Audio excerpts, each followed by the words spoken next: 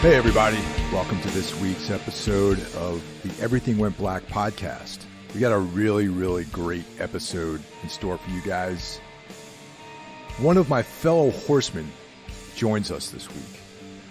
I'm referring to Jackie Smit of Into the Necrosphere. He comes on this week and we talk about a subject that really needs to be raised as a result of some statements made by those members of the black metal old guard. Specifically, I'm talking about Ihsahn of Emperor. He was talking some shit about how nothing, the genre's dead, there are no new bands doing cool stuff, and how the weekend is the most brutal thing he's experienced in a long time. And of course, that's bullshit. And Jackie and I have a very spirited discussion of how black metal is one of the most progressive subgenres in extreme music, and how every year there are a group of bands that just keep pushing the envelope and expanding the genre and pushing things forward, and how it's being elevated in many ways. And just for the record, I'm a huge fan of Emperor. I'm a huge Dark Throne fan. I love all those bands. They are very influential on me individually, and it pains me to hear people say that. Even Tom G. Warrior is joining in on that conversation, and I get it. Reminds me of those old school thrash guys who only listen to old Exodus and stuff like that, and hate new bands and all that. And it says more about them than us. So, with that said, we have a really good conversation about it. And it's a pleasure catching up with Jackie, and really fun. And I always treasure these conversations that we have. Now, I mentioned my fellow horsemen.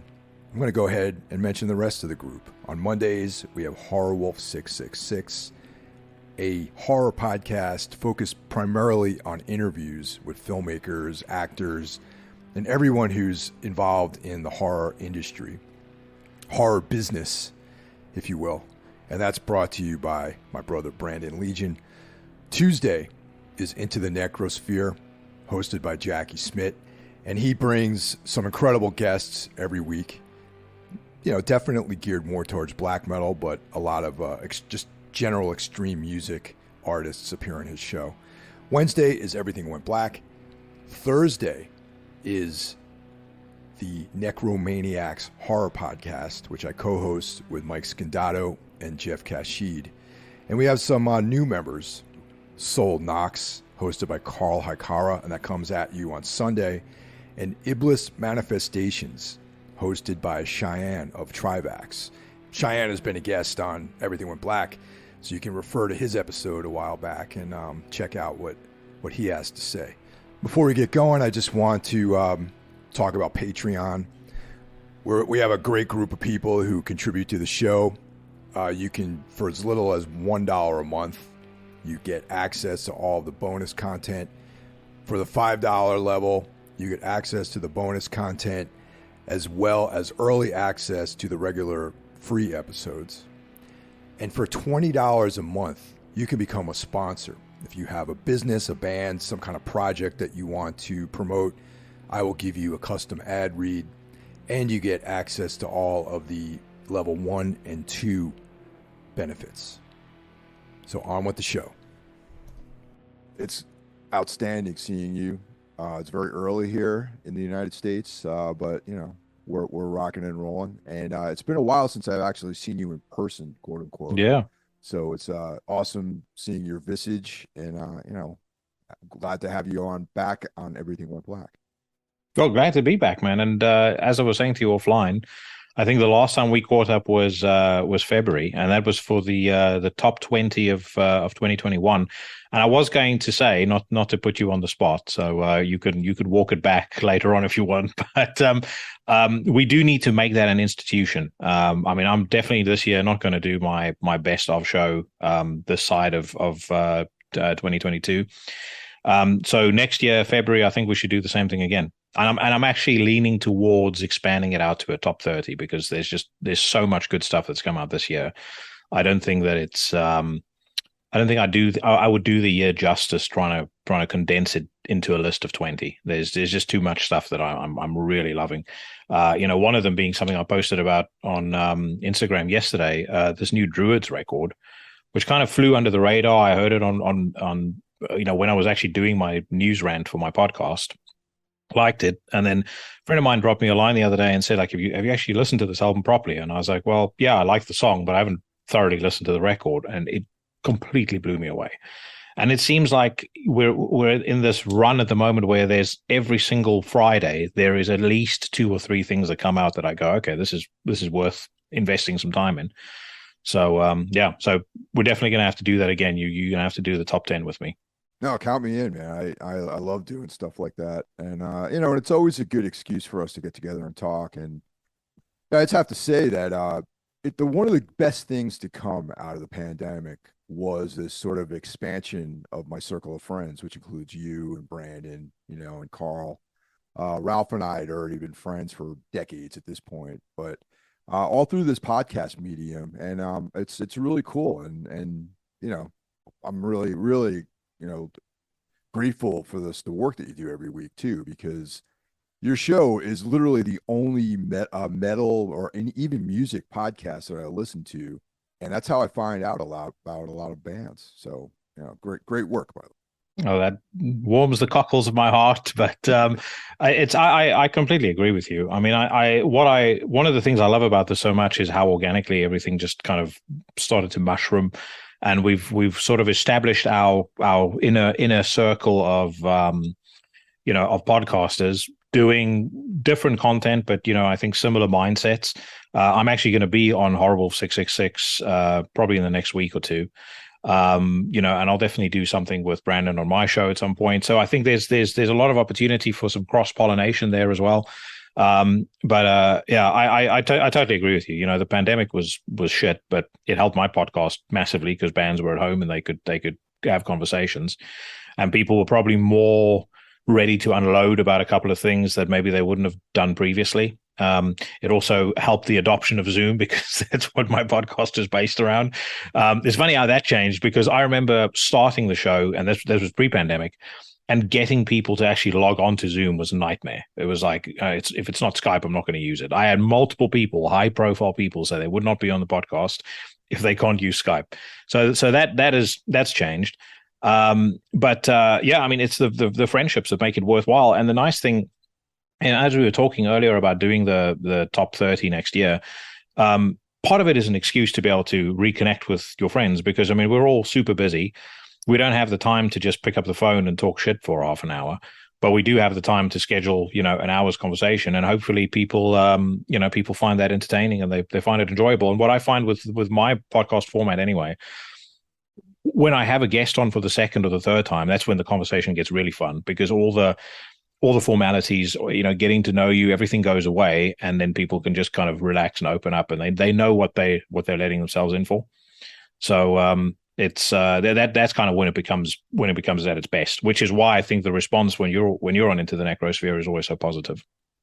Yeah, it's a lot of fun, man. I look forward to it, But for today's episode, we have sort of a subject, if you will, that someone that you and I both have a lot of respect for, and of course we're talking about Ihsahn of Emperor, made a very controversial statement, at least to me and you and to some like-minded people out there, that essentially black metal hasn't been interesting for the last 20 or 30 years, and that The Weeknd is brutal, more brutal than any new black metal bands that he's aware of. And that's like, what do you say to something like that? You know what I mean? Yeah. Well, this has been something that's been building, amongst the old guard of the scene for a long time. It started with people like Satyr of Satyricon, saying that garbage like Deep Calleth Upon Deep was going to be a step change, or I think he called it on one interview a sea change in black metal. And then invariably you've had a lot of the old legends like Ihsahn, like Tom Warrior, like Tom Fisher, like the guys from Dark Throne, talk about how the spirit has left the scene. There's no good bands coming out, and I've complained about that on my podcast, a lot. In part because, I mean, one, I know for an actual fact they're wrong, but secondly, the reason it really grinds my gears is because of I find it to be insulting to hardworking musicians that are putting out absolutely, excellent music consistently in 2022 and, probably for the last 10 years or so, including you. And so I'm almost sort of offended on your behalf, because I think to myself, like, there's still a degree of reverence and a degree of respect, and actually a significant degree of respect that goes out to, the old masters, in this scene.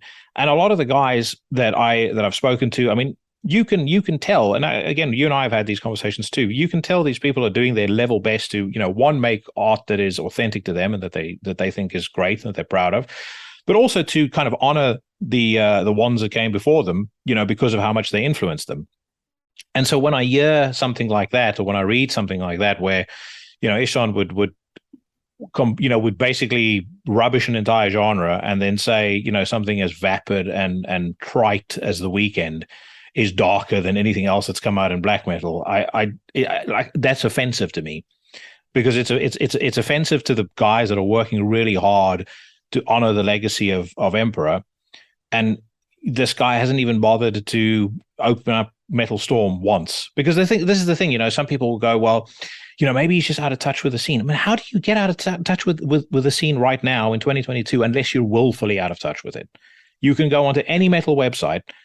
I would argue at any given day, and I guarantee you someone somewhere has posted a song by a new band that's great.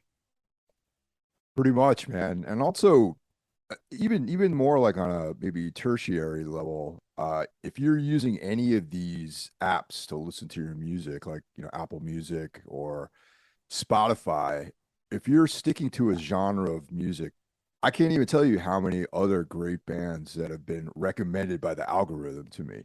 I know this is like a very 2022 way of listening to music, but yeah, I've discovered a lot of great bands just from the internet, basically the algorithm recommending them to me, and then I'd explore their back catalog, and some of them, sometimes it doesn't pan out, but usually it's at least something that I like, and I find out that it's more or less current. It's a current band. It's maybe been around for like 5 or 6 years, and yeah, it's just it's lazy to not discover new things and to not look for new things, especially something that you purport to be passionate about. So that's my feelings on it. I think also there's a direct correlation between the quality of music that the complainers put out, and the amount of complaining that they do. So, if I look at some of the older bands like Mayhem, who are, in my view, still putting out excellent music, putting on incredible shows, Marduk, outside of black metal, Napalm Death, I constantly talk about how much I respect and admire Shane Embury, Testament. These guys still very much love the genre that they're in. They go out to discover new music. I had a conversation with Greg McIntosh of Paradise Lost and Strigoi, which is going to be on my podcast next week. And one of the things I asked him was, how have you managed to stay so engaged with the music that you're making? You've been doing it for such a long time, and yet virtually, album after album that you put out with Paradise Lost has been consistently excellent. You've just put out a phenomenal record with Strigoi. You did those 3 records with Valenfire, which almost to me was like, I'm kind of just going to show all of these young bucks how death metal should be made. And what he said to me was very illuminating in the context of what we're talking about. Is he said, I always want to keep learning. I feel like I've never stopped learning anything. So I always listen to new music because I want to hear what people are doing. I was obsessed for a period of time with what makes the perfect song. Something to that effect is what he said. I think when you stop loving the scene you're in, you stop loving the kind of music that you're making, that's when you then start putting out really mediocre music as well yourself. Dark Throne to me is a great example. I know folks will disagree with me on this. I think Eternal Hails, as an example, had some good songs on, but you cannot compare that with Hate Them, and you can't compare it with Blaze in the Northern Sky. The very best years of that band is very, very far back in the rearview mirror. I'd argue the same with Ihsahn. This stuff that Ihsahn has put out I mean, that Telemark EP as an example, in comparison to Nine Equilibrium or Anthems of the Welkin at Dusk, and I won't even talk about it in the Nightside Eclipse. I mean, it's trash. And so I'm not going to, again, I find it offensive that someone could put out that sort of music and then slam the genre that he came from. If you want to show, how if you want to show the failings of the genre, then put out something that's undeniable, that people will listen to and go, Jesus Christ, that this dude still has it, and he's the king of what he does, and yes, he's shown that he's better than everybody else. But I find that the greater the level of disengagement with these old timers, the worse their music becomes. And the folks that still love what they do, they keep putting out great stuff. They stay relevant. They stay consistent.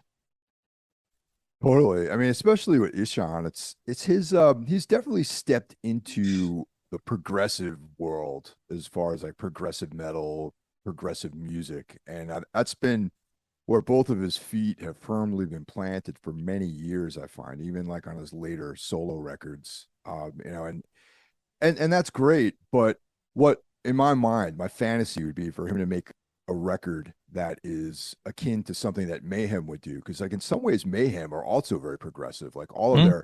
there's a lot of interesting musical stuff going on. Great playing, incredible guitar playing.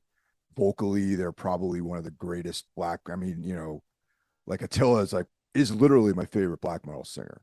Mm. And he does incredible things with his voice. And in my mind, in the perfect world, Ihsahn would be making music like that instead of the King Crimson influence stuff that he's doing right now, which I mean it's great music, but I've completely lost interest in anything that he's been doing in the last like 10 years or so. Yeah, again, I would strongly agree with that. And I don't actually mind what direction you go down with your music. You can make whatever you want. I mean, there's guys that are, that came from the black metal scene that, who are doing folk music now, or they're doing, some people have gone into like, post punk. Some people have gone down a multitude of different directions, but they haven't slammed the genre as they have exited it, as though the genre is irrelevant and therefore they're now doing something completely different. I do think as an artist you need to make music that's authentic to you, that you feel inspired to do. Paradise Lost being a good example. I'm one of the very few people that really loved Host when it came out, and I discovered them on Gothic. So it wasn't like I was a fucking Depeche Mode fan, hated death metal, and when they made Host, I said, finally the growls are gone. I love the record because it sounded like they were inspired to make that record. So I don't mind what direction an artist takes with their music. But what I do mind is when you try and, smash or slam the scene that you came from, just because it's not in you anymore to make that kind of music. People change. The thing that I love about Mayhem is the hate and the violence, the stuff I love about black metal is still there. I don't think that Ihsahn necessarily has it in him. I don't frankly think that Satyr has it in him. And again, I understand why. The guy has a very successful winery. He cruises around in multiple Porsches. He lives a pretty lavish lifestyle. If you look at his social media, of course, you're not going to be as pissed off about life anymore. If that's the kind of life that you're leading, that's fine. I mean, I don't begrudge anybody that. But I do then begrudge people turning around saying, well, the genre sucks. It's like, no, you may have changed and maybe the genre isn't for you any longer, but don't talk about how the genre is, lost its spirit and doesn't make you feel rebellious anymore, all of that sort of stuff, because that's ignorant bullshit. Yeah, it always reminds me of like, the old thrash guys too. You'd go out to see a show and there'd be dudes who just only, enjoy like the first couple of Exodus records or something, Yeah. they don't enjoy other forms of extreme metal. But in response to that, you and I have come up with a list of bands that are basically new bands that formed in the last 20 plus years that are since 2000, and sort of in response to this claim that no interesting black metal is being made. And we've come up with a list. There's probably some definite crossover on both of our lists, but I actually had a hard time keeping it down to 10 bands, Mm. honestly. So I think there's a fertile, very very creative scene that's going on, and I just think that it's just people have to maybe look harder who think that there's not good music out there. Well, what I love so much about where black metal has gone as a genre is it's dropped a lot of the pretense, a lot of the like the old kind of fucking vampire black metal bands, and guys sitting by the river looking maudlin, and whatever else. That seems to have gone. The aggression and the fire is very much back in the genre, and it has been. I would say you and I have spoken about this, and my theory was, Ad Majorem, Satanas Gloriam by Gorgoroth was kind of one of the real milestones to me in the genre, because you could feel the genre was changing along with where that record ended up going. But so a lot of that is back, but the genre at the same time has become an awful lot more diverse in terms of the type of bands, the influences that bands are comfortable using and bringing in. I think a lot of people have taken a lot of these influences and turned it into something that is exceptionally dark and unique and engaging. But what it's meant is that there's so much within the genre for you to kind of choose from, right? If you want, really violent, primitive, hateful black metal, there's tons of that and tons of really good stuff coming out. If you want something that's a bit more avant-garde and experimental, there's loads of that. If you want stuff that's progressive, there's bands that are very very effectively blending in those progressive elements into records that still have all of those elements that I mentioned previously. So the genre has become far more diverse. I think it's lost a lot of the. I think if it has lost anything, like I said, it's lost the pretense. It's dropped the facade. It's become a genre that, at least me as a person, I feel like I can connect with even more than I could, in the early 90s. In the early 90s, a lot of that stuff was cool because it was different and was rebellious, and you were a teenager and you wanted to scare your parents and you wanted to scare the Christians at your school and stuff like that. But I'm 42 years old now. I mean, that's not a priority for me anymore. I'm still pissed off about a lot of stuff. I still want to feel that outlet when I listen to music, but I can get that from a lot of other stuff now. And actually, for me, real rebellion is when I see, people or people producing music and living and sort of projecting the personality of somebody that I can respect. You're a great example of that, and I'll bring that up because let's just get out of the way. In the first instance, Tombs is definitely on my list. It's part of why I reached out to you. The criteria that I always have for my podcast, and I tell this to everybody who I bring on. I think I said it to you the first time we spoke as well. I'll never bring anyone on whose music I don't like, and I'll always only talk to people who I think will make interesting guests. So, one of the things that first attracted me to Tombs was the first thing I actually heard was a cover that you guys did of David Bowie's Euros. And then because you were a Relapse band at the time, and I was on a kick where if it was on Relapse, I tended to want to hear what the rest of it sounded like. I got into the rest of I really liked the David Bowie cover. Then I started getting into the rest of the discography, and I was like, fuck, there's a lot going on here. It's like, this isn't just some, like post-punk influenced Relapse band. There's like serious, nasty black metal shit going on here. There's I can hear hardcore influences coming from time to time. There's a lot of exciting stuff going on here. And I think you have progressively gotten better. I mean, I think the EP and the last record are the two best things you've done, hands down. And that's saying something because, like I said, I was a big fan of everything else, including the record that you do not enjoy as much, the Grand Annihilation. The year that it came out, actually, the Grand Annihilation was number 2 on my top 20 list. But I think you're a perfect example of that kind of band that I'm talking about, where I can connect with the music, I can connect with the lyrics, and I can also connect with the image the band is portraying. Well, thank you, man. That's it's the thing about the Grand Annihilation. It's really the era that record was created in, and there was a lot of the band was like kind of falling apart really when we made that album, and we'd been on tour like that year prior a lot, and people were just burned out. There was some personality stuff going on with some of those members. People were quitting, like in the midst of recording the album, people quit. And Yeah. there was all sorts of things going on, a lot of drama behind the scenes. And but we still put it out. There were certain elements to that I'm not really happy with. Not the best thing about it was Rutan's production of the record. I think that Eric Rutan's work on that record I thought was incredible. There's a certain feelings I have about that album that just don't really translate. Some of those songs we actually brought back into the set, and like for example, Black Sun Horizon, we're playing that again. We played that on the last tour. and we're actually reworking that song. Not like we're going to re-record it and put it out on our album, our next album, but it's probably something that's going to pop up as like a B-side on a single because we have some singles planned for next year too. But yeah, I rewrote the lyrics. We play it differently. I mean, the drummer on Justin, our latest drummer, is like way different than the guy who played on that record. So it has a little bit more of like a New Jersey kind of vibe to it, and which is like more ignorant, more slam oriented, I guess. I don't know, like more of like the breakdown is a little bit more serious on Black Sun Horizon now, the way we play it. So I think we're going to Mm. record a version of that, even if it's just some live version or something that we'll release at some point. Well, for me, and this is a request as a bro. If I ever see you guys play live, two songs I absolutely have to hear because they are. If I had to put together like a desert island mixtape, those two songs will be on there without a doubt.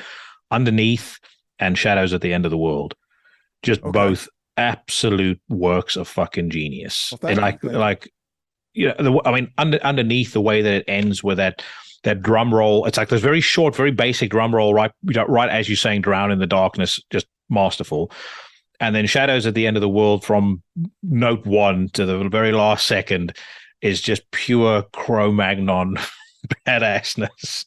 And also one of your best vocal performances, I personally think. No, thanks. Thanks a lot. That was the beginning, I think, of a lot of the stuff I'm doing right now vocally, which is cool. And I feel like I've progressed it a lot more over the years. But yeah, maybe now performing it the way I can sing now would make that song better, I think, as well.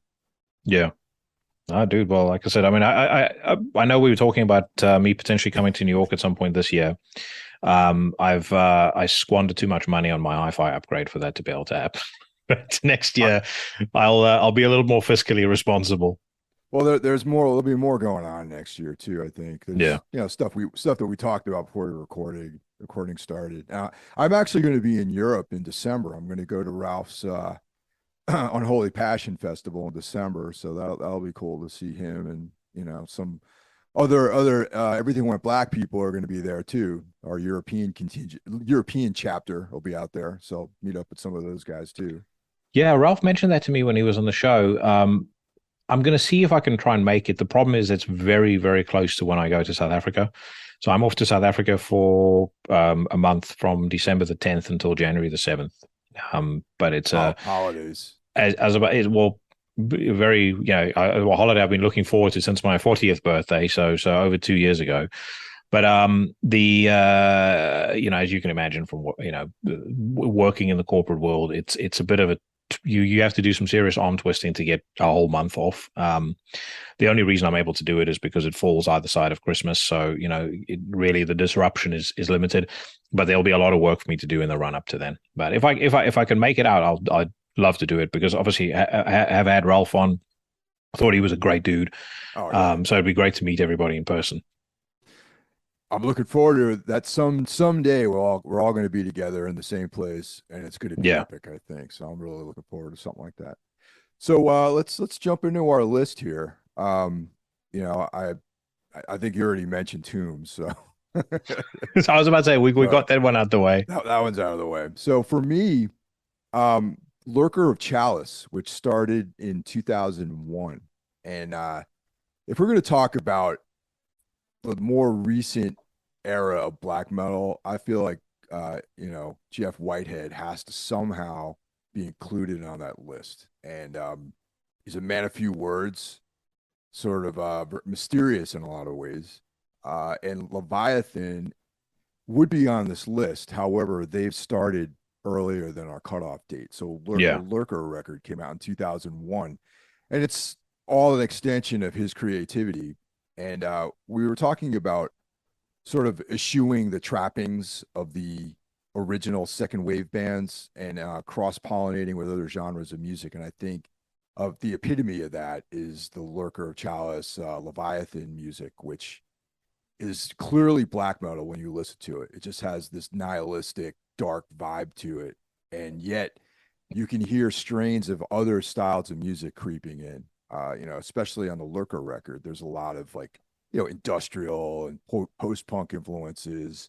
but it still has that characteristic that we were talking about, this like blackness, this like nihilism, this like very intense isolation vibe. So that would be and also it's a US band too. And Mm.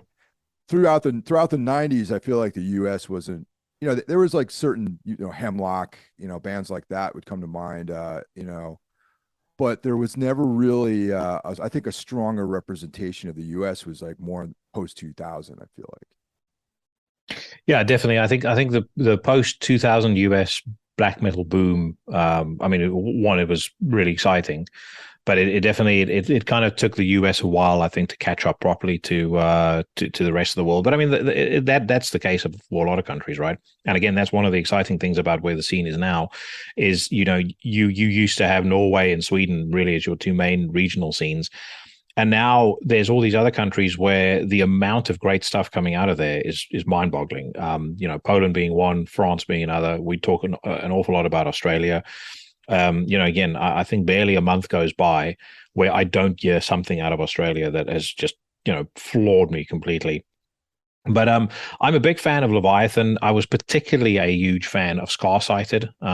So that came out in 2015, I believe, and that was the record that really kind of probably turned me on to Leviathan more than anything else. They were a band that had kind of flown on under my radar. Then that record came out, I listened to it, and then I went back and I kind of rediscovered everything else. Lurker of Chalice, I've not spent as much time on, but for no other reason than it just time and the sheer volume of good stuff coming out. But I'm a big fan of Jeff Whitehead, and I'm a big fan of Leviathan. So I'm very confident I will probably enjoy this thoroughly as well. I gave it the highest recommendation. I mean, they only have one proper LP, and there was a collection that came out recently of their older like demos and whatnot. But that Lurker of Chalice, LP is really, very important record to me. Have you looked into, or are you going to look into getting that Shadow of No Light box set that they're putting out, like the cassette collection of all the Leviathan demos?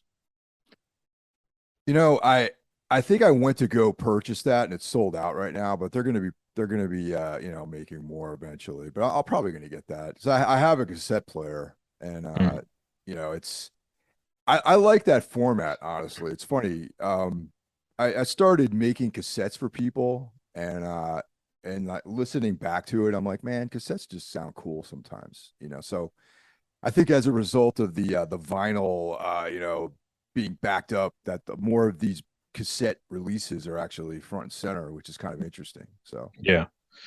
Well, what I was hoping when I actually saw the news for that was that might be an indication that there's some new Leviathan music potentially on the way, but I'm not holding my breath.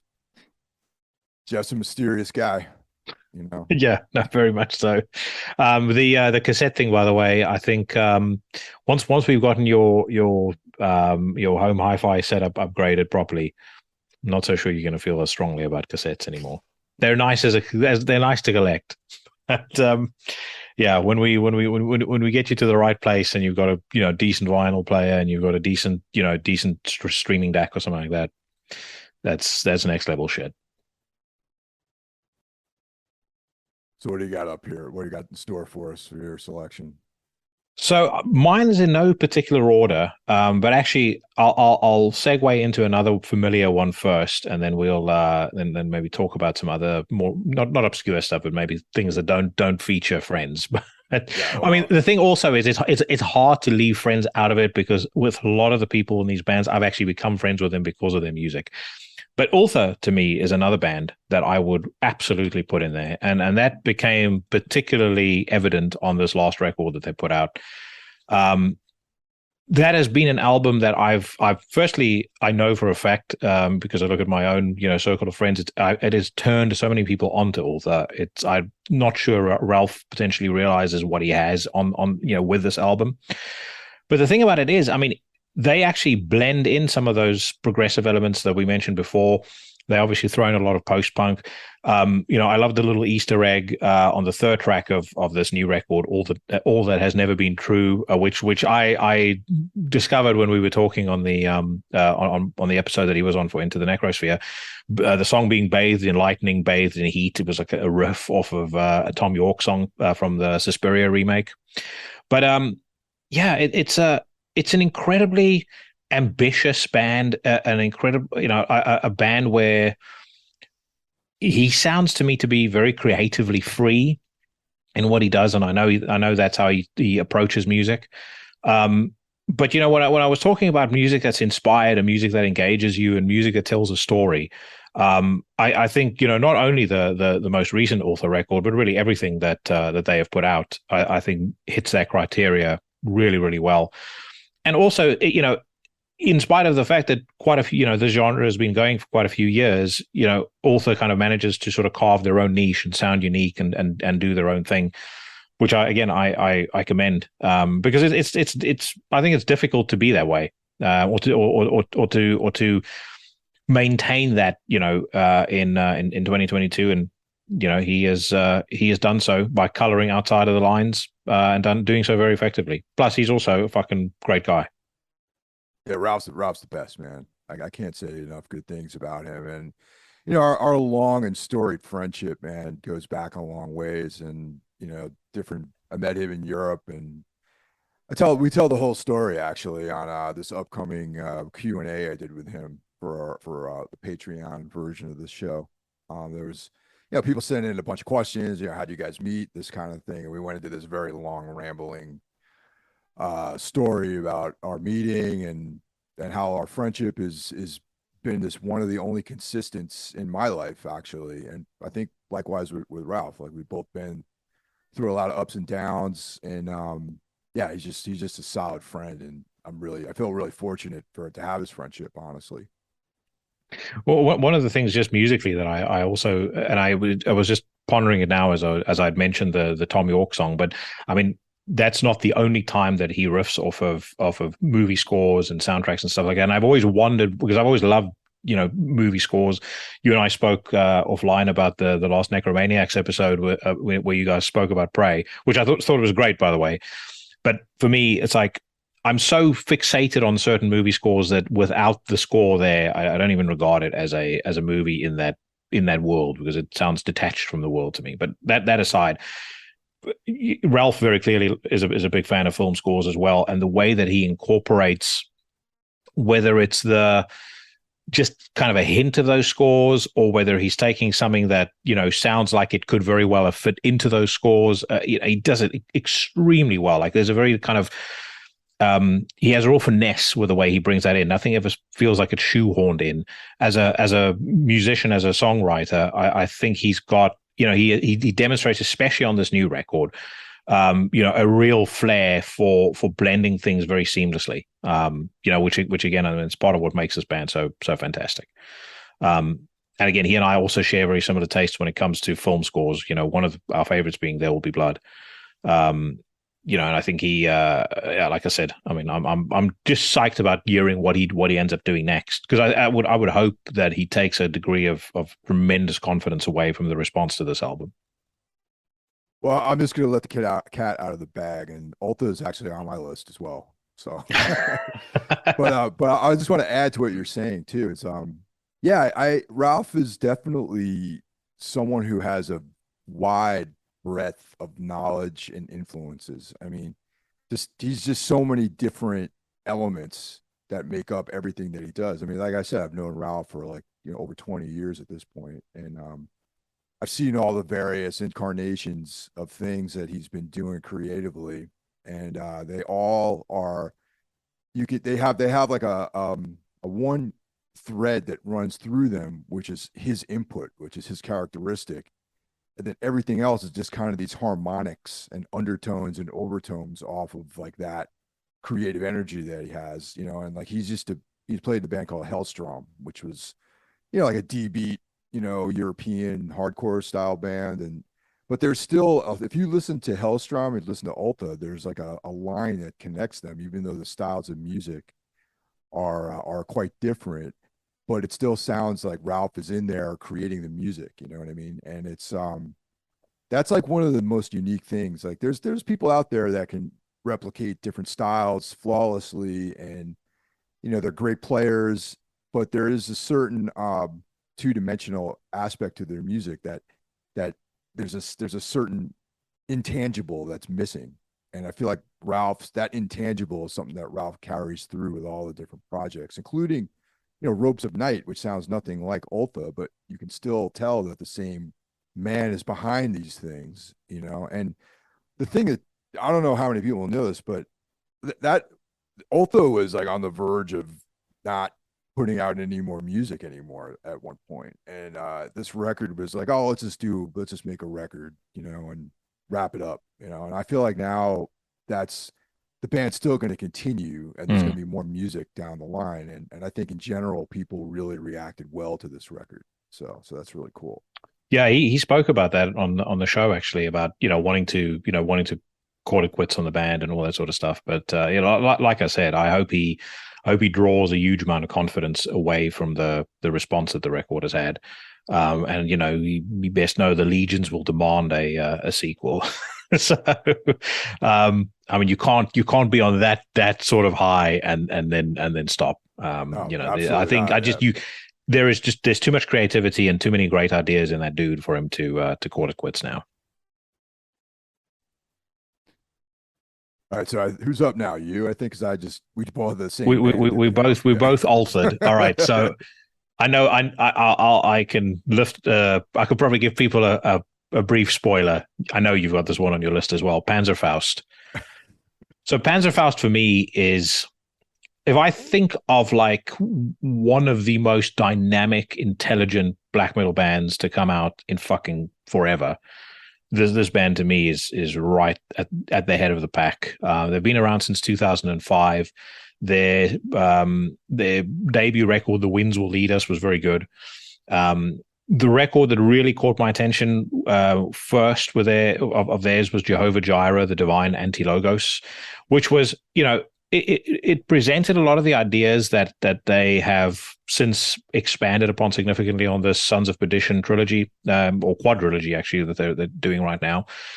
And it also dug into religion from I think, an extremely intelligent and well-read and philosophical perspective. And then they return 6 years later with the start of this unbelievably ambitious quadrilogy of theirs, focused around war, the aftermath of war, the build up to the next war. And they kind of examine it not only from the perspective of the horrors that occur, you know, within war, which is what a lot of bands sing about, you know, Marduk being one of them, but they also look at it from a very human perspective. And what I've absolutely adored about the Sons of Perdition quadrilogy so far, you know, Sons of Perdition Chapter 1, you kind of have the violence. It feels like you're in the midst of battle. You know, you hear these samples they use of you know, German Stukas, you know, bombing shit, and you hear explosions, and then, you know, the music is presented in such a way that it really feels like you're sort of in the heat of the moment. And then Sons of Perdition Chapter 2 is almost like the immediate aftermath of it. And it takes me back to movies like Downfall, where, you know, there's this incredible, I don't know whether you've seen Downfall, but if you haven't, I was about to say, I could not more strongly recommend it. But there's this scene right at the end of Downfall where they show Berlin, you know, as the Russians are kind of, you know, basically knocking back after having taken the city. But you witness the devastation of the city, and for me, Sons of Perdition Chapter 2 was really about contemplation of that immediate aftermath of war, the devastation, the deaths, you know, people having lost their loved ones, and then Sons of Perdition Chapter 3, which is their new record, and which, without a shadow of a doubt, is going to be extremely high up on my top 30 this year. It's an interesting record because it starts off really slow. I saw a lot of criticism with people saying, "Oh, it's not fast enough. It's not, you know, it feels like it's too doomy." I completely disagree with that. There's a contemplative element to the first part of the record, and then what I find interesting is, and again, this speaks to their ability to tell these stories through their music. The record gradually picks up in intensity. up to the point where you get to that final song, Tabula Rasa. And Tabula Rasa to me is almost like, if I think of the period from 1945 up to 2022, a lot of people would make the argument where there is a better chance now than ever of a third world war.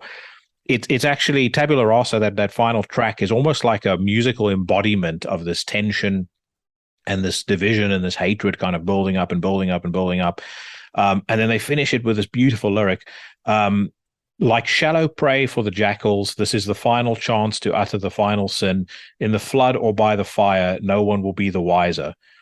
And it's just, as I said, they're such an intelligent band. They're so good musically, but the way that they just bring every single element of what they do together, I mean, I could probably write a fucking thesis on them and what they've achieved with this quadrilogy, but also just how much I love them as a band.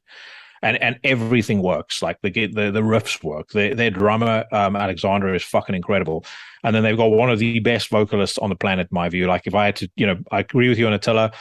Goliath, their vocalist, is almost definitely in that top 5 as well. Yeah, I mean, I discovered Panzerfaust through listening to Into the Necrosphere, actually, and it's one of the biggest takeaways from that is, and I'm a huge fan now, and I've gone through, I'm not as well versed in all their catalog, but there's this, specifically their more recent material is like really high, rates very high with me, and the claim that it's slow, it's like, I just think the freedom that these guys that they use to when they approach their music, it's just, we're choosing to do this because it's correct, because it's right for this song and the emotion that we're trying to portray. And they're everything down to the production of the records, the lyrics, the playing, the songwriting, all this stuff. It's very ambitious, like you mentioned too. And someday I'd like to see them live. I'm trying to keep my eyes open. I know things are just now starting to be in full swing as far as gigs and tours and stuff, but at some point I hope that they do play, locally, at least in the Northeast somewhere. I could travel to go see them. Well, they've just come back from Europe, so I would imagine their next stop is going to be North America. I mean, that's another guy I've become friends with as well. As a result of him being on the podcast, was Brock, the guitarist, and I know he's not really sort of said much about what the next record is going to sound like, but my feeling is, just from a few hints he's dropped, and if you think about where this third record ends off, it's going to be very aggressive and very violent, which I'm very excited about. But yeah, just on the touring question, I think they're going to it would make sense for them to play North America next. The response they've had, unfortunately, I wasn't at the shows, but the response they've had here in Europe seems like it was enormous. And we'll talk about another band as well who've gotten some stick from the Morality Squad. I can say this for an absolute fact, knowing Brock. The guy is, very open-minded, but he's also got his, very strong and very well-read and very, very informed views on things, which he's happy to share when you talk to him about it. But he's also not someone, and I don't think the band have really done this either. He's not someone who, tries to shove his views down your throat either. But he's a great guy. And as I said, that band is phenomenal. Yeah, that's the other thing I respect about them is that they don't, sort of play into that, PC or woke or whatever, sort of philosophy that in some ways, at least over here in the States, that seems to be receding a little bit. I feel like the whole cancel thing is somewhat receding into the background, I think, but which is good. And I think it's ridiculous that people can't separate art from what someone's views are, or if they can't even listen to what someone's views are that are different than their own, and that's something I've always been very open to whatever people have to say. I might not agree or have different ideas of my own that are, that conflict with those views, but at least I take in what they have to say, and that's something that sorely seems to be missing from our society these days. But on the other hand, I do see that a little bit receding somewhat. So we'll see. Yeah. Well, I agree with you. I think I made a prediction on one of my news rants at the start of the year, and I said the snail, oh sorry, the snake has had its tail cut, and I think when you cut a snake's tail, it becomes more dangerous because it might be in the death throes, but now it's lashing out, and it's looking to defend itself. So I said we're going to see some fucking crazy shit in 2022, and I still stand by that. We already have seen insane things. But I think what more and more people are starting to realize, I certainly hope that's the case. And I think if people follow the stuff that I've said on my show in the news rant segment, maybe they've seen me kind of take that turn myself. But I think increasingly what I've come to realize is that our struggle is a class struggle. It is the political class and the elites versus all the rest of us. And it doesn't matter what side of the fence you sat on politically. It behooves all of us who are not in the elite and political class to set our differences aside, find common ground, and start to push back against this bullshit, because the cancel culture, all the woke stuff, all of that stuff, they use that to divide people. There's no doubt about it. That it is a, you can look at how the media try and foment things, to divide people almost as if by default. You look at this, at the pushback against the rings, the reviews for the Rings of Power, for example. I'm a massive Lord of the Rings fan. Oh, yeah. I didn't want to see it from the get-go because I don't want to see something that's not actually based on original text. I'm not interested in seeing fan fiction, that's had $1 billion thrown at it. But the almost as if by reflex, the accusations of racism started getting thrown around when people didn't like the show. And then you go and you look at some of the articles that are talking about it, and you go, well, where's your evidence of this? Surely you would have the reviews that are, that are racist. Surely you would have the threats that you're talking about the actors getting. Can people no longer just not enjoy something? I think it's a really ugly and a really gross byproduct of this very vapid Western culture that we live in right now. But the point I'm making is that stuff is a distraction, and people, I think, increasingly are seeing through that as they're seeing it for what it is. It's the media and the politicians, and they use it as a means to keep people at each other's throats about stuff that, in the grand scheme of things, means absolutely nothing. You had Eugene Robinson on the podcast a couple of months ago, and I've cited this on the show too. He said something that really stuck with me, and it was around the time that they were trying to get Joe Rogan pulled off Spotify, and he was like, do you think that the people that make the biggest difference in the world, like the billionaires and stuff, do you think they sit around a table wondering what's going to happen to Joe Rogan? And that was like the thing that really sort of clicked with me, and it is, I think, been one of the things that's helped distill my thinking around what I think is going on in the world right now. Yeah, Eugene is always good for changing your paradigm. Whenever I speak to that guy, I come away with like new ideas and different points of view and everything. And yeah, I mean that actually was a very intense moment for me too, when I started realizing like all this stuff is a distraction and a smoke screen for like some plan that's being cooked up, that's just really based around separating people and keeping them at each other's throats. And I 100% agree with that sentiment. Well, a very good friend of mine said something to me years back already, and it also kind of ties into that. He said to me, think about, I said, cast your mind back to the Clinton administration, and he said, what is the first thing the average person is going to say about Bill Clinton if they think about his presidency? And the first thing most morons on the street are going to say is Monica Lewinsky. Now, the question is, what has a greater and more profound impact on your life today, the president getting blown in the Oval Office, or the president allowing China into the World Trade Organization? Yeah, well, obviously, I mean, the president getting blown because it offended me. Well, the thing about that too is I mean, when I remember hearing that, I'm like, so what? I'm like, I expect that, Yeah, that's the least I imagined of what happened in the White House. I mean, all the way back to Kennedy. He's a womanizer. It's like, if I was president of the United States, that would be the, well, forget it. If I was president of the United States, that statement right there. But I expect presidents to. It's a high pressure job, man. Yeah. I expect behavior like that. All the way through everyone, Lincoln, everybody. Well, and the same again, bringing it into 2022, the same principle applies. What is more important? The fact that, governments keep on shutting down their domestic power supply in the name of this absolutely insane, unrealistic green agenda that they have, which, we can all agree that, on common sense measures to protect the environment, nobody's against that, who's in their right mind. But at the same time, it has to be based in reality and based on the technology that we have right now. We don't have the technology to allow for the sort of base load that would make wind and solar our sole source of energy. And yet you've got, countries like Germany shutting down their last remaining nuclear reactor in spite of the fact that they've got an energy shortage.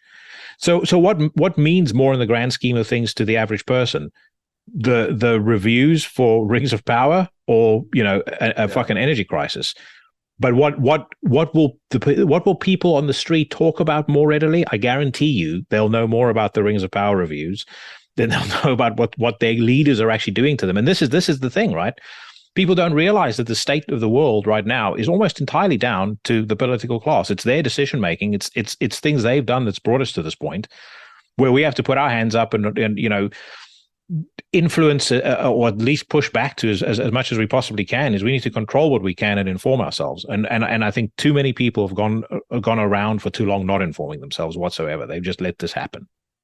Well, just real quick about power in general. It's like, wind and solar are interruptible sources of power. And aside from nuclear energy, which is, with the correct design measures in place, could be a viable way of generating electricity, it all really comes down to how to boil water and make superheated steam to make electricity. So if you're not going to have, all right, you want to have an electrical car, okay?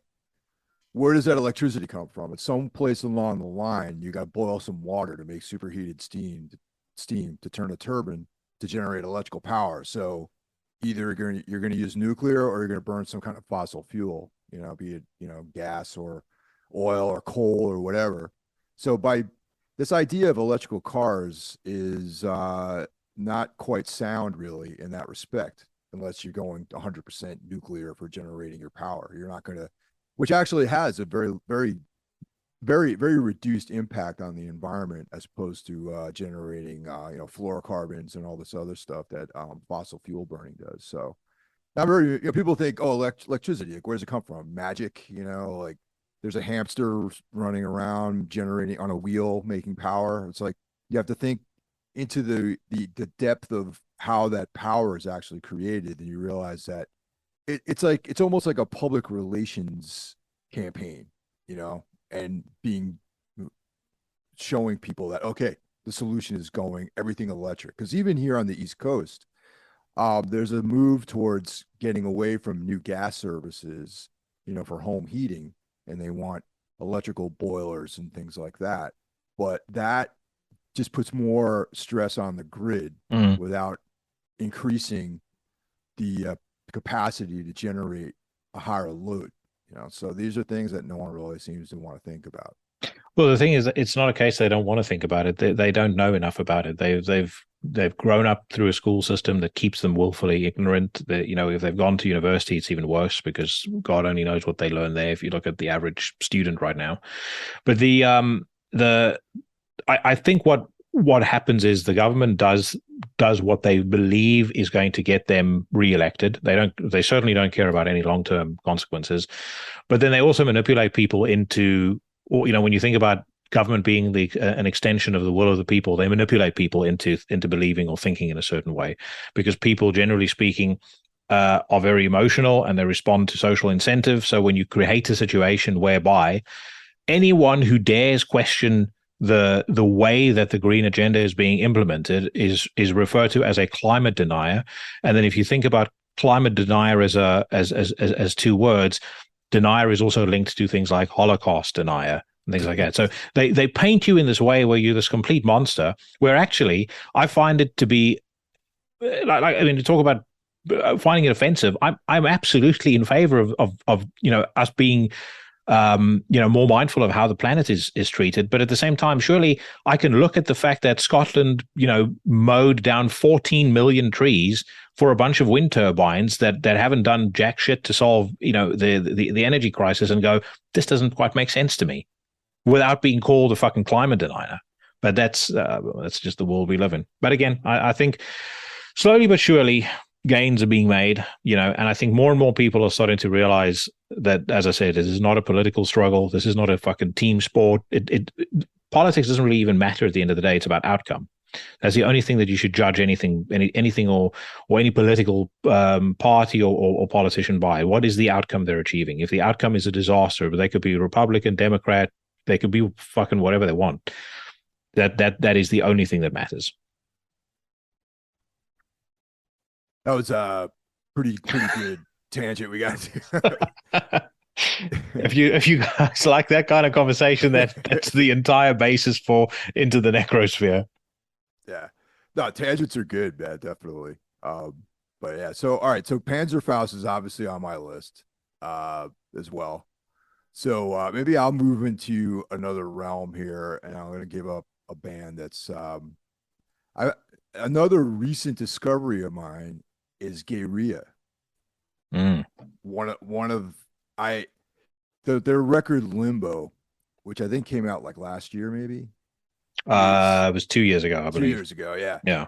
Has been on blast for like the last 3 weeks, and I've been getting into like their earlier material, and I believe they're relatively new. I think it's like 2016 that band started.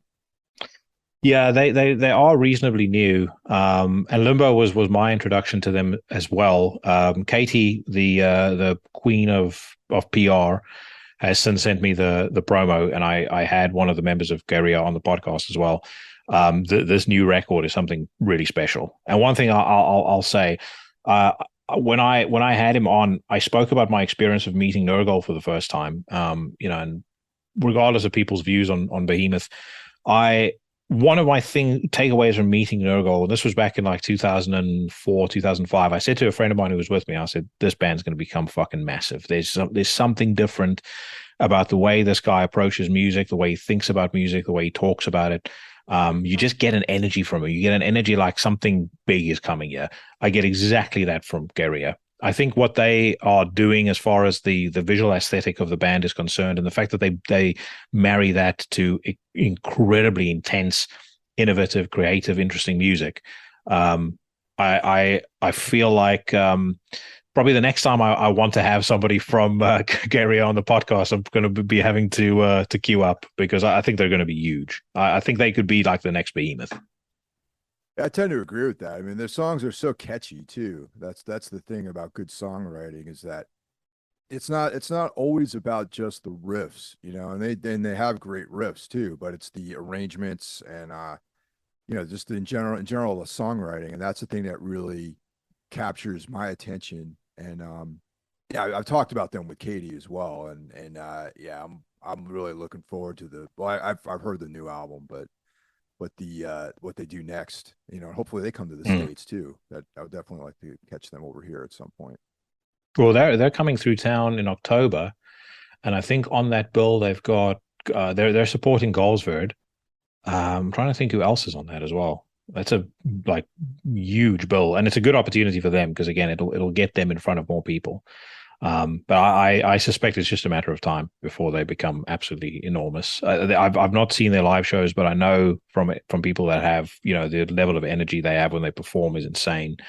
They've got their masks on, they've got the whole vibe on stage, and again, I can't remember. I think it was Jesse Mathewson actually that said this to you when he was on Everything Went Black. He was talking about how the music industry right now is competing against really every form of entertainment. It's not just that people want to go see shows. They now think about how they're going to spend their time. They're going to spend their time, I don't know, watching Netflix or whatever the case may be. I think the show element of, or the performance aspect, I would predict, if I looked at it from a business perspective, is going to become a lot more important. And there's some bands that can get away with not having that there, because they've got natural charisma. They can do a show without having all the visuals with them. But if I had to place a bet, I'd say the bands that bring that bring some degree of spectacle will be the bands that will be bigger and will draw bigger crowds. Again, Behemoth is a great example of that, and I see Guerrilla going down exactly the same route. I've felt that way for a while. I feel like that's been building up. I mean, especially since technology has allowed, people in a more budgetary way to bring a interesting stage presentation with them. Even on smaller levels. I mean, going all the way back, and I'm not a big Dillinger Escape Plan fan, but I respect them for what they've done.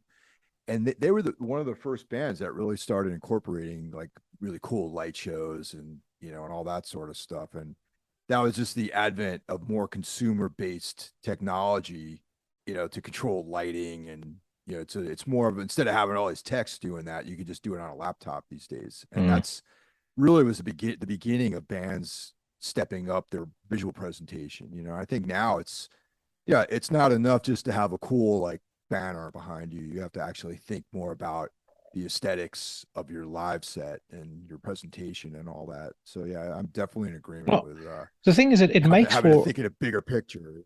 Yeah, it makes it for a more immersive experience as well. It's like, I think a lot of people, when they hear music, they have some sort of vision in their head. In any case, I mean, then there's two things for me that make shows special. Like, one, I've always loved that kind of, and you got this especially in the 90s, that unhinged, anything can happen kind of crazy violence. There was just something very special about those 90s shows. But now in kind of 2022, I love those moments where just something is happening on stage visually where I feel like I'm part of a very select group of people that have the opportunity to see this. And I think that's one of the big things. I mean, going back a couple of years ago to when I saw Rammstein, I mean, it was like the spectacle of the show is fucking incredible. Their music is all right. There's some songs I like. There's some songs I don't like as much, but I don't give a fuck what genre of music you like. You cannot be at one of their shows and not be blown away. It's impossible. But that's a spectacle, man. That's probably that's pretty much the top when it comes to like seeing a live band perform. I mean, it's like it's an event when you go see Rammstein. For sure, definitely. Well, Mayhem still around. Exactly. Mayhem is another good example. I saw them at Incineration Fest in 2019, I think it was. And they obviously don't have the budget that Rammstein has. But what they had, like starting off the show, for example, was the lights went down. They had this like blue light coming, or these blue sort of laser lights coming from behind the stage. So you just had these illuminated silhouettes. And then they had that intro that they use on Wolf's Lair Abyss, with like this, like the Civil War trumpets and stuff like that, and that weird like electric sound playing. And it just set such a great tone.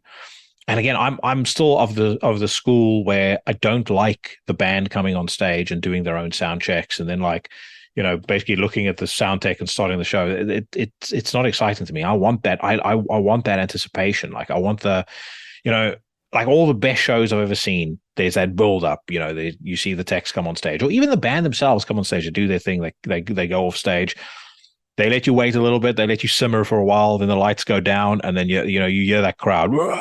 And the first dude from the band walks up. Normally it's the drummer, or maybe the drummer goes to sit behind the kit and hits the bass drum pedals for a few times.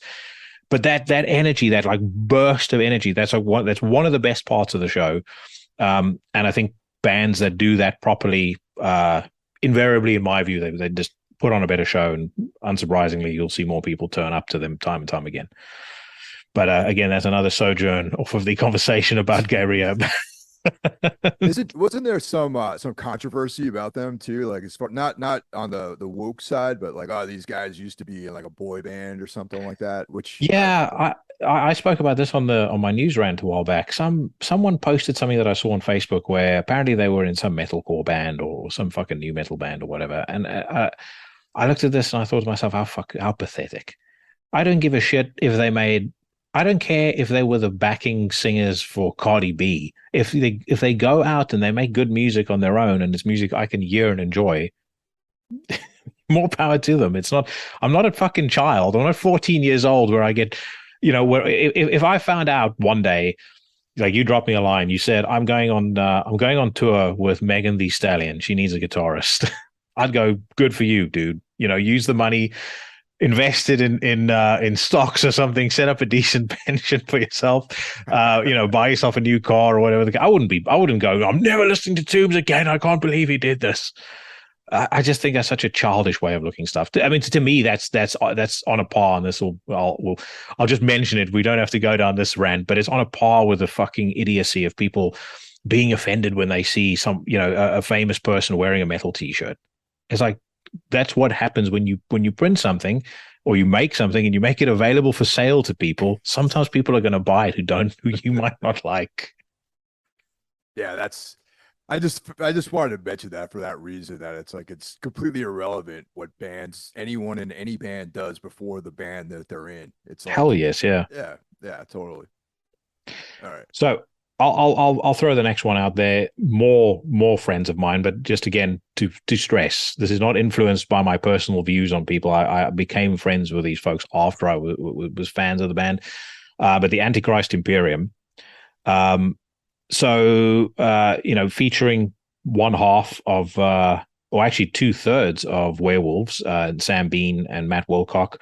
Matt Wilcock, in my view, one of the best guitarists on the planet right now, by virtue of the fact that when you hear a Matt Wilcock riff, when you hear him play, you immediately know that it's him. And Sam Bean's one of my favorite vocalists. Also featuring David Gray of Acrococker and Voices and Sam Loynes of Acrococker and Voices.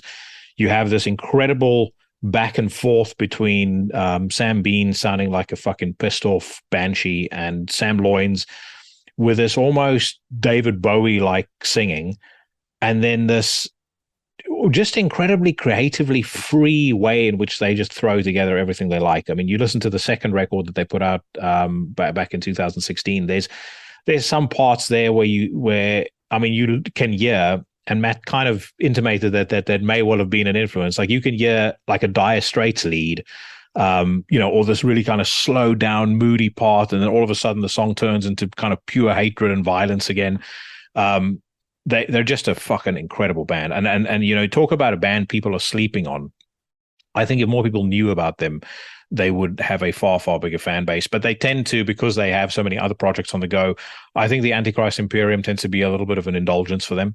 Now, one thing that I will say for people that haven't heard it yet, it comes out in a slight plug for them, but also because I've actually fortunately had the record for several months now. But their third record, Volume 3, Satan in His Original Glory, comes out in October, and it is going to blow people's minds. It is absolutely fucking fantastic. It takes all the best parts of the first two records, and it kind of wraps it into a ball of genius. That's the way to describe it. I'm going to make a quick pivot here because that was also on my list, but I'm going to make a quick substitution of one of my bands that I had in the wings right now. So my entry into this is Ruins, another Australian band, which has a lot of similar guys. I feel like there's like a group of like 5 dudes or maybe 8 guys in Australia that are just making incredible music, and Ruins, we don't really talk about them that much, but they're part of that group of bands down there. And I believe Dave Haley is also in that band on drums. And it's like, just like gnarly Celtic Frost influenced, they sound at times a little bit like maybe Goat Whore, but just catchy riffs.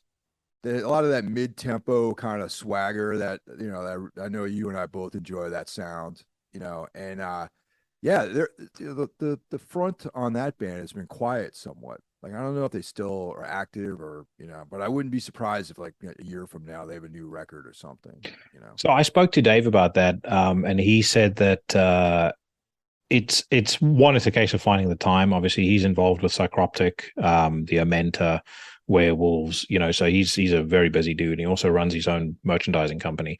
And apparently, he said it was always started as a means for him and Alex, the vocalist, to I mean, basically just to hang out as friends. They're good friends apparently, and it's very much kind of. It feels like if they try to force a record, then it wouldn't sound the same. It wouldn't have the same vibe as a record like Undercurrent. But in terms of actual quality of the music, I couldn't agree with you more. Again, Dave Haley, one of my favorite drummers in existence. The work that he has done on the Amenta records is just absolutely staggering. I remember first finding out about him way back when the Amenta came out. And I was convinced when I heard Ocasis, which was Amenta's debut record, that it was a drum machine. And then the Eric, the guitarist, set me straight on that one. But I mean, as I said, stuff he's done on Psychroptic, on Werewolves is incredible. But Ruins is, I hear influences of, kind of Anthems to the Welkin at Dusk era Emperor, definitely some of that Celtic Frost influence as well. Some more kind of modern thrashy stuff like Destroyer 666 and Goat Whore. But it's incredible. And if anyone hasn't heard them yet, then I would strongly recommend you start with Undercurrent, which is the record they put out in 2016, and then just work your way back. But all of it is gold. Australia has always been a fascinating place to me, actually. I've never been there before, but I remember all the way back to being a kid and hearing AC/DC and being like, back when I was getting into hard rock, all the bands were from the UK, Led Zeppelin, Sabbath, Thin Lizzy, UFO, like all these bands.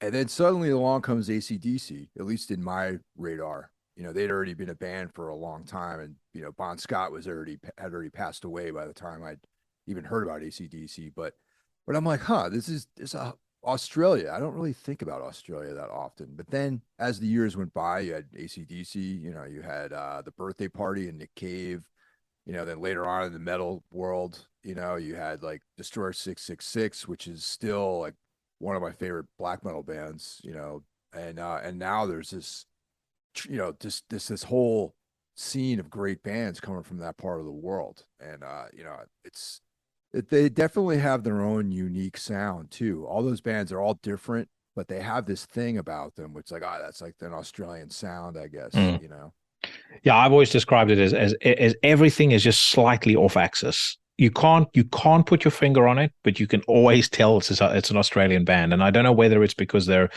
fucking miles away from any other country, but it's AC/DC is an incredibly important band to me. That's the band that got me into heavy music. I first heard Thunderstruck when I was 9 years old, and then from there it was just downhill. Since then I've probably developed a bit more of an affinity for Bon Scott era AC/DC. Sure. But I mean, they're a great band. But there's definitely been over the years, there's been a bit of a tidal wave where, first it was bands like Destroyer 666, Alchemist, and then it just started getting more and more and more. Then the Amenta. We've spoken about Werewolves, Ruins, Psychroptic. I mean, the new Psychroptic record is fucking amazing, absolutely amazing. And yeah, they just put out really good stuff. There's another like a black and death metal band who I heard recently from there called Altars. That is fantastic. I've got my brothers in Gravier who are a phenomenal band. It's super exciting. What Gravier is doing that's very interesting actually as well. I should actually send you a couple of bands to listen to. They've put together a label that is entirely focused around signing and if basically setting bands in that region, and slightly further afield, so Indonesia, Thailand, those sorts of countries, setting them on their way. So kind of giving them their first, getting them to get their first release under their belt, helping them, set themselves up and building up a public profile, and then, and then the idea is once you've done like one record with us, you're ready to be signed up by somebody else. But they're uncovering some really cool stuff there. What's his name? Nathan from Gravier sent me something that they're going to put out in the next month or so the other day. That's excellent. It's like Conan meets black metal kind of vibe, but really cool, really, really cool. But yeah, what's there's what's unbelievably. I need to remind myself. It's like one of those things where it's on the tip of my tongue. But but it's a mouthful. It'll come to me in a second. Yeah. Oh no, definitely send something along. I'm always interested in hearing new Yeah. stuff. So I'll toss another one in there, and I think we have to speak about them without a shadow of doubt, because I think if you talk about dark black metal in 2022, this band took darkness and then they said, okay, let's put a few more layers of black paint on that. That's Ihsahn. I think the last record that they put out, it's one of the records, maybe with the exception of the most recent Bluthaus Nord, that I think is truly frightening. I mean, you hear it and it's like it's an unnerving record. That record, of course, Melano, it came out on Deborah Morty Productions, and Deborah Morty, if people want to get the cutting edge of what's great in black metal, that is the label, along with Season of Mist. But their songs are really long, but they're such a just absolute punch in the face wall of sound. Every single track goes through so many different different sounds, textures, dynamics. They're an incredibly unique band. The delivery is extraordinarily aggressive and just hateful. And I think if someone had to point me to, like, if someone had to say, like, what is at the cutting edge of black metal in 2022, I mean, Ihsahn is without a shadow of a doubt in the top three. They're also fast, man. Like I think their tempos are like 200 plus BPM at some points, and it's they're like one of the faster bands, because a lot of times I'll like try to like play along shit here and there, and I'm like, my right hand can't keep up with some of the tremolo picking on some of their songs, man. It's fast. I They're mean, also on my list too, by the way. The fourth track on Melano, Effie Altus, I mean, the way that song starts, where it's like, just this like almost Greg McIntosh kind of guitar line, like a darker Greg McIntosh sort of guitar line, and then the drums is like, and then the wall of sound kind of ratchets up every single time the drum, the drums get hit, and then the song suddenly explodes. It's fucking insane. Like, it gives me goosebumps every single time I hear it. And also, I think if you get to know Nas, you understand more about that band. Like, he's a very intense dude. Very intense, very extremely well read. Writes, he was on my podcast and he was on Cheyenne's podcast, and he when he writes lyrics, it comes from an incredibly well read place, but he goes really deep into religious mythology, the occult, but he comes at the occult from a very different angle. Like, it's not just Satan, and how many different ways can we praise his name on this song. He sings about like really like deep occult stuff, but extremely well read and extremely interesting. But like I said, I mean, the guy is an intense cat. Great dude. I got on with him extremely well when he was on my show. I'm gonna throw in Mgła, Polish band. They're also right on the cusp of our cutoff year. I think they formed in 2000. So that's in the new millennium. I think one of the architects of that Eastern European sound too, in a lot of ways. I think that they're like that, it's them when you hear any of their songs, really. And I got a chance to see them play live in Brooklyn a few years ago, and it was, once again, they bring that aesthetic. They have like, I mean, they were only over in the States for a few shows, yet they had a very deliberate atmosphere when they perform live, and they, once again, like, you can hear strains of other styles of music enter into the mix. It's not just, I mean, actually, they're not really that fast. It's like more of a mid-tempo kind of groove, but there's, for me personally, I hear other, even like post-punk and stuff like that being sprinkled in with all the, the dark riffing and all that. Is that a band that you actually get into? Mgła, yeah, very much, very much. Yeah. They are, they have a very kind of punk attitude about what they do, like even down to just releasing albums. They put out Age of Excuse. I don't think anyone knew the record was coming out. I just suddenly saw it pop up on YouTube one day. and I don't think any of their records are on any of the streaming platforms and stuff either. They really sort of, I think that sort of DIY punk aesthetic, they definitely have that, and I agree with you as well about their influence on Eastern Europe and especially Polish black metal, which again is such a fertile ground right now for great stuff. I mean, like thinking about some of the names that come to mind of those bands, Ars Magna Umbra, absolutely fucking incredible. A little further afield, actually, I think they're from Poland as well. Above Aurora, really, really good. Audacious from Lithuania, really good. But you can hear in all of those bands, no matter what they say, you can hear that there's somewhere along the line they listened to Magua and they were probably inspired or motivated by what they heard to kind of do some of their own stuff. But they're a fantastic band. And again, I totally agree with you. Their influence on that scene cannot be underestimated.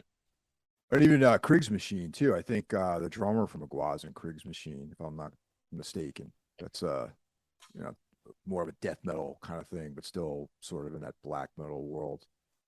Well, that's also one of the things that happens an awful lot in black metal right now, and I think it's been a shot in the arm to death metal. To be honest, is this this kind of black influence that's going into death metal. Death metal, as I still like a lot of death metal bands, but I think it's been a far more stagnant genre than black metal. I mean, there's great death metal releases that are coming out, but it went through a period where there were too many bands that were just focused on speed and technicality. And that to me has never been massively interesting. Songwriting has to come first. And I feel like that only really started to change in maybe the last 10, 15 years. There was at least a decade where there were too many records that just came out and it would just go by in a blur. And you would get to the end of the album and you wouldn't be able to remember it. You might have enjoyed what you heard, but you wouldn't be able to remember a single thing or a single song. I think the more this black metal influence has kind of creeped into a lot of death metal bands, I think the more entertaining and the more enjoyable their music has become. And actually, a lot of the bands that use that as a jumping off point. So we spoke offline about Reeking Aura not too long ago. Like they're a great example of a band that take that black metal ethos almost as a spine to what they do, but then the actual music is more in common with old school death metal like Incantation and stuff like that. But it just has that twist that makes it so much more interesting than just another Incantation sound alike. It turns out that I know most of the guys in that band actually, which is Ryan Lipinski from Unearthly Trance is in that band, and he's like just a few towns away from me right now. Actually, he's a old friend of mine, and Will Smith from Artificial Brain, and the great band. But as far as death metal goes, I think that in the recent years, even like a band like Necros Christos too, which is a death metal band, but they have that black dark vibe. Grave Miasma, Abyssal, all those bands. Portal, which is Lucifer, death metal band.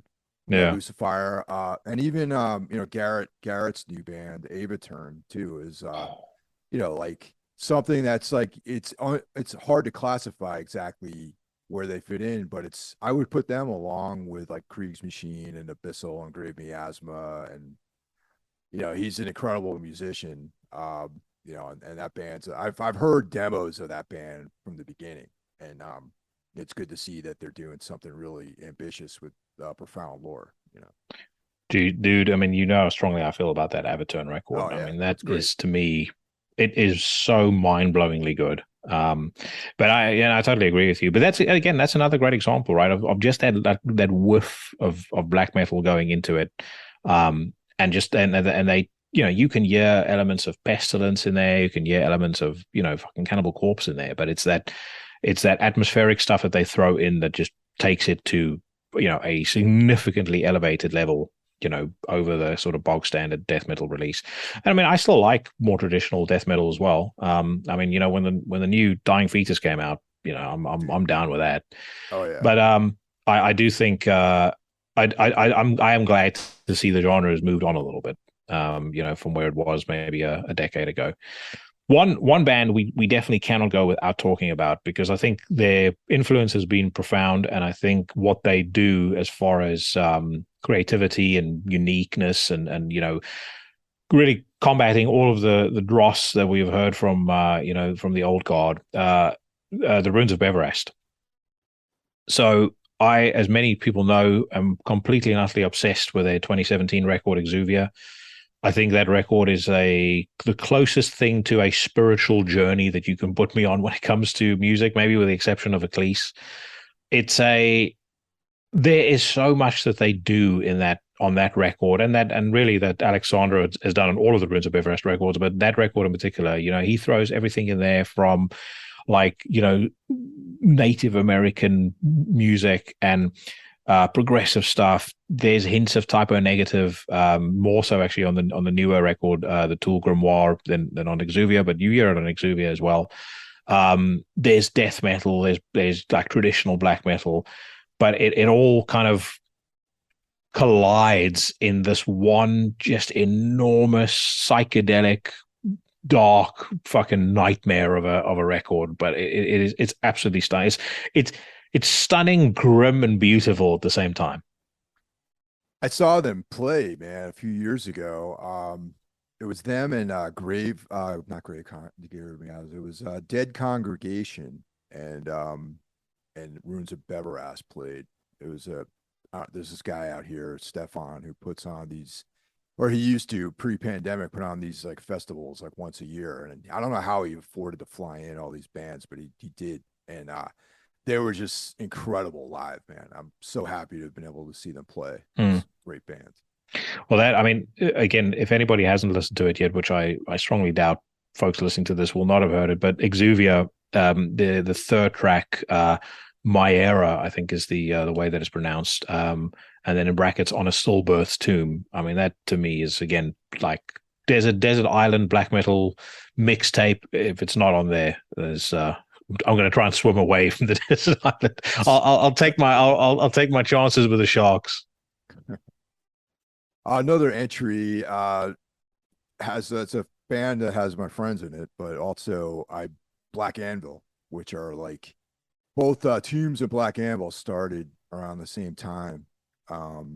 Here, well, not here, but in Brooklyn, and we both sort of gravitated towards each other because I'd been friends with those guys for a long time.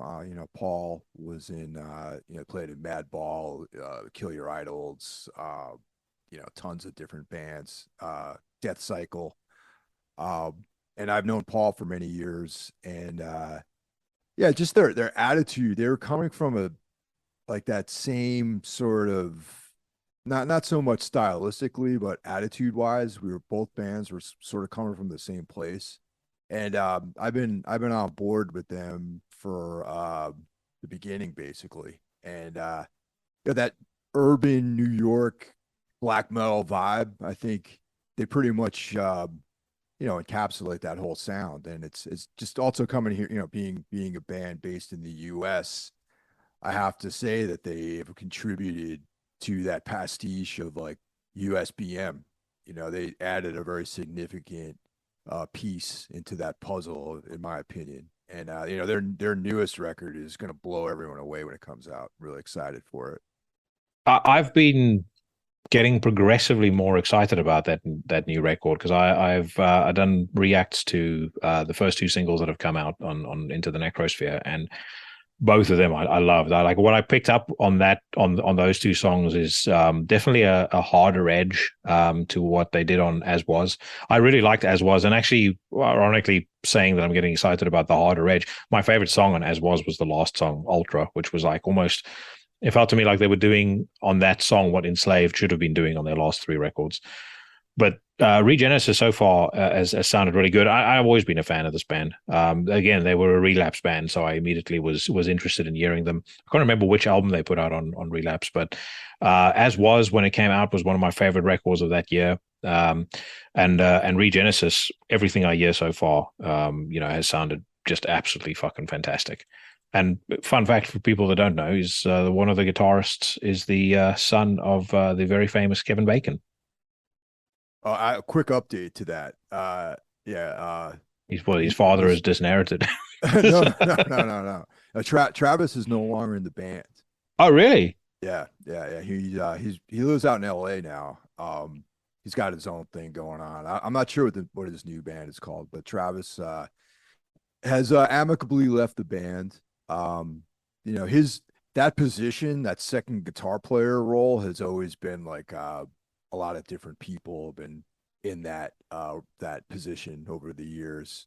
And so yeah, he didn't do the last tour with Immolation that they did. And I'm not sure if he's even on the record. I think Jeremy played all the guitar parts on that, but I Mm. might be wrong about that. But that's my impression at least. But I remember hearing demos of those songs like a long time ago. Rafe would text me like MP3s, and he's like, "You have to delete this once you listen to it." I'm like, don't tell Paul I sent this to you. And I'm like, so I would be on the subway listening to it. I'm like, man, this is like some, really cool, like interesting stuff. And that's the thing about Black Anvil is all their albums, I think, have a different sound. Mm. It's not like drastic changes, but there's like a new element that they always add to all the records they do from the beginning till now. So they're a band that's constantly evolving.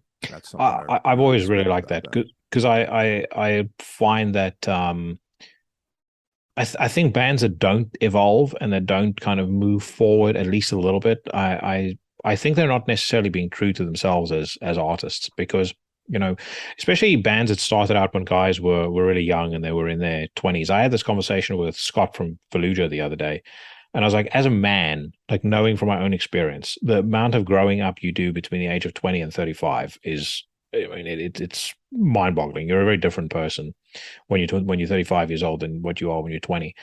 I think that must surely have some degree of influence on what you create as an artist.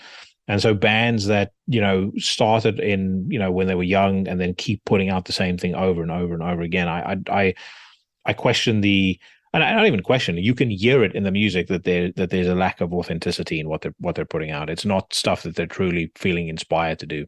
So I think a band like Black Anvil, who sort of does that just a little twist to the formula every single record, it shows to me that they're evolving as human beings, they're evolving as artists, and that is represented in their music. If you don't, then you end up with something like Slayer for the last probably 2 decades of their existence. As much as I'm an enormous fan of Slayer, and I was there for the last show that they played at Wembley. Felt sad that we were going to see them go, but at the same time, if you're honest, you could take the best songs off everything post Divine Intervention, and you might be able to put together one decent full length record. Everything else just sounds like cookie cutter. I'm doing this because I'm being paid to do it. Bullshit.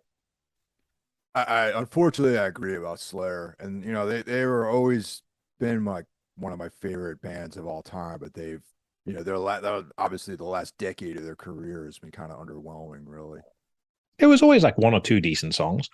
Like a lot of people didn't like it, but I thought When the Stillness Comes wasn't bad, and when they played it live, it sounded very cool. But Jesus Christ, there was a lot of shit. I mean, like a really atrocious amount of shit. It's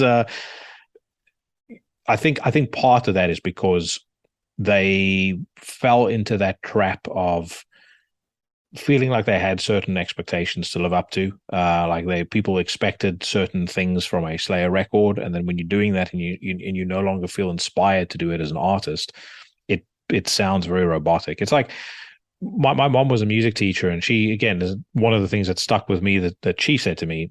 She was listening to someone play scales or whatever the case may be, and she said to me afterwards, "God, that girl was terrible." And I said to her, "Why?" Like it sounded like she was doing the right thing, and she said, there was no feeling in anything that she was doing." And I was like, I for years I couldn't quite figure out what she meant because I was very young when I had that conversation with her. But as being a music fan, and listening intently to records, as I got older, I started to pick it up. And again, I think you really pick it up with stuff like that. You can't listen to a record like fucking World Painted Blood and tell me that there was the same degree of inspiration there that they had with South of Heaven or Seasons in the Abyss. I agree with that. Another thing real quick about Black Anvil too, and just in general, like all of us like older guys in the scene, like there's like this commonality, like the original guitar player Gary Bennett, who was on the earlier records. You know, like we all love bands from the 70s, and Kiss. And I feel like that's one of the things that really I loved about the band too, is you can hear that 70s like influence creep in, like with guitar solos and certain arrangements they have. And the cover they did of that Kiss song off of music from The Elder, Under the Rose. It's like such a random cover if you weren't familiar with any of the guys in the band, but if you know them, I'm like, oh, that totally makes sense. And I just remember hanging out at Rave's place talking about Kiss and like listening to like, Scorpions and like UFO and stuff like that. And even Mike D, the guy who's like filling in right now. I'm hesitating to call him an actual member, but I know that he's doing a bunch of road work with them. Even Mike played in Kill Your Idols, CR. He's filling in Black Anvil. He was in Death Cycle.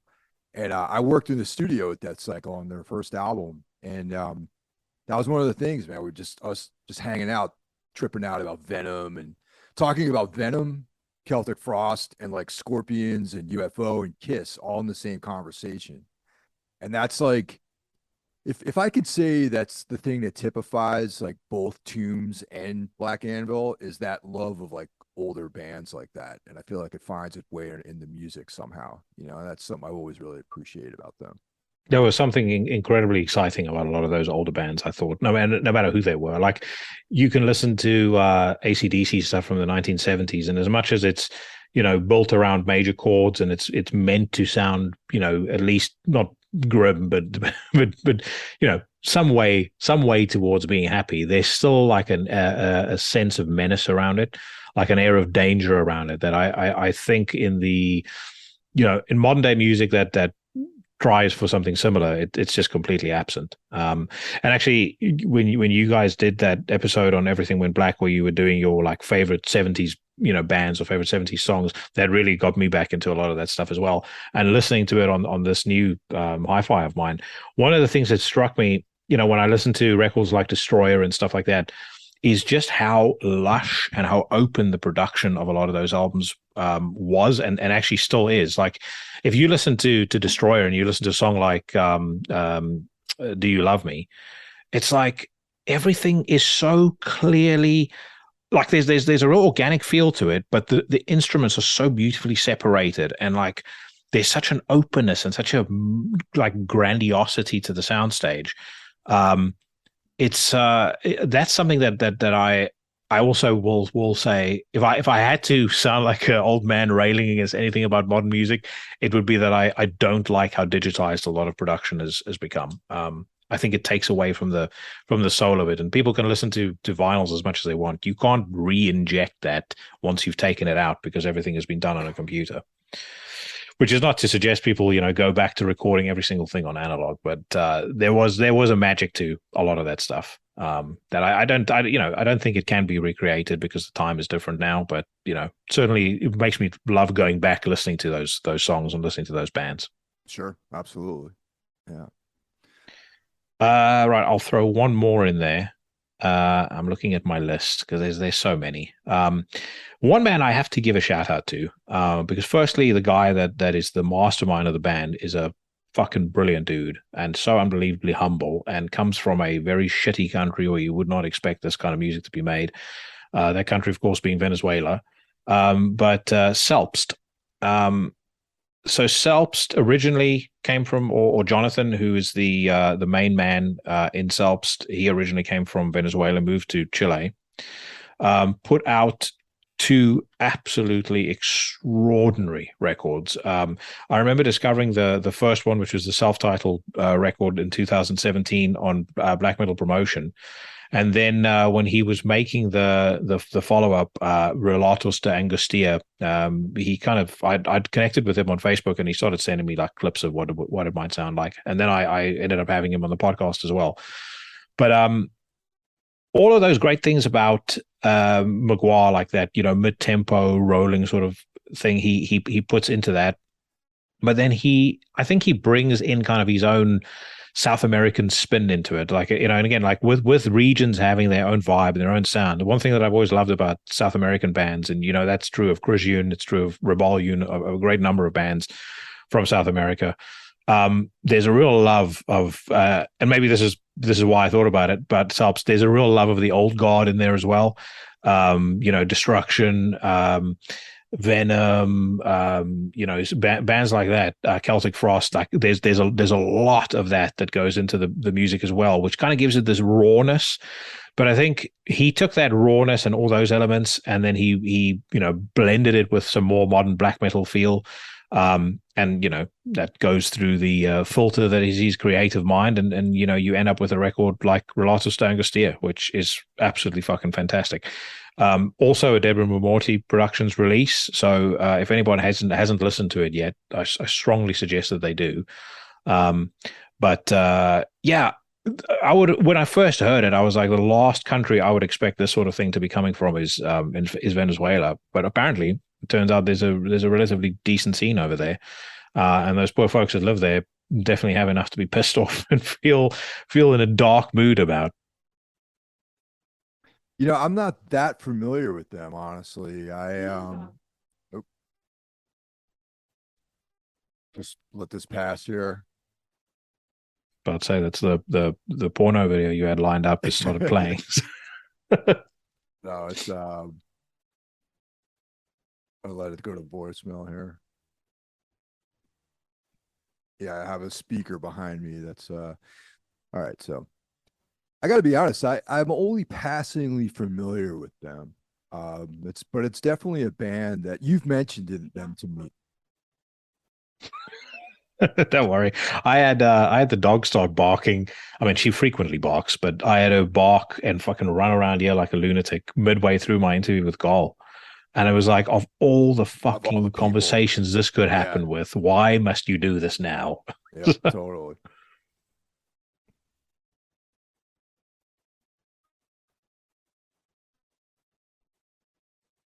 All right. I have to say that I'm only passingly familiar with them. You've talked about them a bunch. I know that you and I have had exchanges about them, and I definitely have checked them out. But I got to spend more time with their catalog, I think. Well, Selbst, and then also another one, Versio Humanitatis, because Simon, who's the drummer for you, I think he's the drummer for Versio Humanitatis. He's quite a prolific recorder and sound engineer as well. He's got I think his studio is called the MT Hall, if I'm not mistaken, and it's in Madrid. But I think he did the mixing on the last Selbst record, and it sounded so good, like so crisp, like that same sort of lush sound that I like and I spoke about before. It's got that, and Versio Humanitatis, I'd say, probably has a fair bit in common with Selbst in terms of the kind of music that they play. But again, another fucking fantastic band. Like I could not stress to people strongly enough that they should check it out if they haven't done so yet. Well, we put together a pretty good assortment of bands, and that should stand as a testament against Ihsahn's claim that black metal is no longer relevant. So I was about to say a robust counter argument to to the claim that The Weeknd is the darkest thing that's being released in our present day. Well, thanks again, man. I really appreciate you coming on the show. And yeah, man, it's the year we're still got a few months left, and there's still a ton of great records to come out this year. So I think the move to do your top records as more of a retrospective is a wise move, because we got a lot of stuff still that's on the deck right now.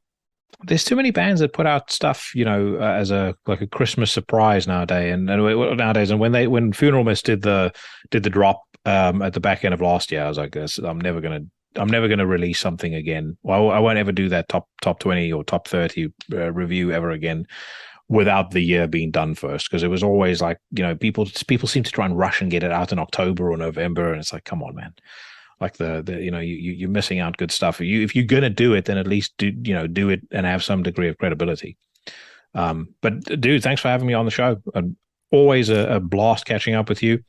And like we said at the start of the conversation, one of the best byproducts of this whole thing is that we became friends. I want you to know that as much as I'm a reasonably stoic, manly man, I can still open up and share my feelings, and I greatly appreciate your friendship, and greatly appreciate the fact that we've become friends. It's me too as well, man. It's great, and yeah, it's been cool, man. That's like I said earlier, it's one of the high points of the isolation of the last couple of years is that, we became friends, and Carl and Brandon, it's expanded my group a little bit. I really appreciate that. So Yeah, no, without a doubt. All right, dude. enjoy your weekend. I will definitely do so. I'm actually off to a hi-fi show tomorrow, so Oh, I'll great. yeah, I'll send you some some ideas from there. Excellent. So, Excellent. all right, man. Take care. Take care now. Bye bye. Bye bye.